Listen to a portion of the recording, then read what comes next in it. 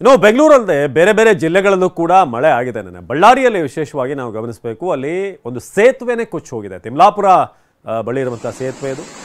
ಸಂಡೂರು ತಾಲೂಕಿನ ವಿಠಲಪುರ ಗ್ರಾಮ ಪಂಚಾಯತಿ ವ್ಯಾಪ್ತಿಯ ತಿಮ್ಲಾಪುರ.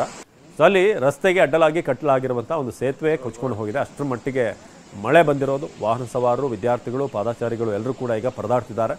ಸೇತುವೆ ಕೊಚ್ಚಿ ಹೋಗಿದ್ರಿಂದ ಒಂದು KSRTC ಬಸ್ ಕೂಡ ಅಲ್ಲೇ ನಿಲ್ಲಬೇಕಾಯಿತು. ಸಂಚಾರಕ್ಕೆ ಬೇಗ ಅನುವು ಮಾಡಿಕೊಡಿ ಅಂತ ಈಗ ಅಲ್ಲಿನ ಸ್ಥಳೀಯರು ಜಿಲ್ಲಾಡಳಿತಕ್ಕೆ ಒತ್ತಾಯ ಮಾಡ್ತಿದ್ದಾರೆ.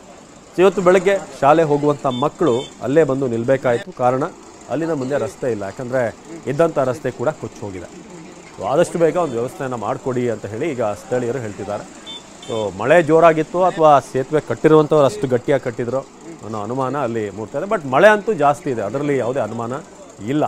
ಸೊ ತಿಮ್ಲಾಪುರದಲ್ಲಿ ಮಳೆ ಅಬ್ಬರಕ್ಕೆ ಒಂದು ಸೇತುವೆ ಕೊಚ್ಚಿ ಹೋಗಿರುವಂಥದ್ದಾಗಿದೆ. ಹಾಗಾಗಿ ಸ್ಕೂಲ್ ಮಕ್ಕಳು ನೀವೀಗ ನೋಡ್ತಾ ಇದ್ರೆ ಎಲ್ಲರೂ ಕೂಡ ನಿಂತಿದ್ದಾರೆ. ಸ್ಕೂಲ್ಗೆ ಅಂತ ಹೊರಟಿದ್ರು, ಆದರೆ ಮುಂದೆ ಹೋಗೋಕ್ಕೆ ರೋಡ್ ಇಲ್ಲ. ಸೊ ಹಾಗಾಗಿ ಈಗ ತುಂಬ ಸುತ್ತಿ ಬಳಸಿ ಬೇರೆ ಊರಿಗೆಲ್ಲ ಹೋಗುವಂಥ ವ್ಯವಸ್ಥೆ ಇದ್ದರೆ ಹೋಗ್ಬೋದು. ಆದರೆ ಅಲ್ಲಿ ಎಕ್ಸಾಕ್ಟ್ಲಿ ಆ ಥರ ಇದೆಯಾ ಅನ್ನೋದು ಗಮನಿಸಬೇಕಾದ ವಿಚಾರ. ಯಾಕಂದರೆ ಬಹುತೇಕ ಎಲ್ಲ ರಸ್ತೆಗಳು ಕೂಡ ಅಲ್ಲಿ ಬ್ಲಾಕ್ ಆಗಿರುವ ಕಾರಣ ಬಹುತೇಕ ಶಾಲೆಗೆ ರಜೆಯನ್ನು ನೀಡುವಂಥ ಚಾನ್ಸಸ್ ಇದೆ ಅಲ್ಲಿ. ಇನ್ನು ಬಾಗಲಕೋಟೆ ಜಿಲ್ಲೆಯಲ್ಲೂ ಕೂಡ ಮಳೆಯಿಂದಾಗಿ ಅನೇಕ ಅವಾಂತರಗಳಾಗಿದೆ. ಹುನಗುಂದದ ಬೇಕಮಲದಿನ್ನಿಯಲ್ಲಿ ರಸ್ತೆ ಜಲಾವೃತವಾಗಿರುವಂತಹ ಕಾರಣ ಹಳ್ಳದ ನೀರೆಲ್ಲವೂ ಕೂಡ ರಸ್ತೆಯನ್ನು ಹರಿತಿದೆ. ರಸ್ತೆ ಮತ್ತು ಸುತ್ತಮುತ್ತಲಿನ ಹೊಲಗಳು ಜಲಾವೃತವಾಗಿವೆ. ಬೇಕಮಲದಿನ್ನಿ ಹುನಗುಂದ ಮಾರ್ಗದ ರಸ್ತೆ ಇದು.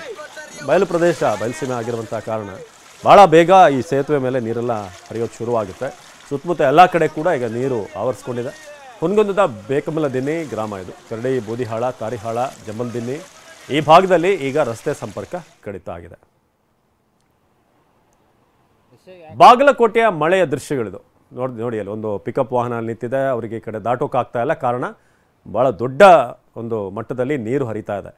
ಸೊ ಕರಡಿ, ಬೂದಿಹಾಳ, ತಾರಿಹಾಳ, ಜಂಬಲ್ದಿನ್ನಿ ಎಲ್ಲ ಭಾಗಕ್ಕೂ ಕೂಡ ರಸ್ತೆ ಸಂಪರ್ಕ ಈಗ ಕಡಿತ ಆಗಿದೆ.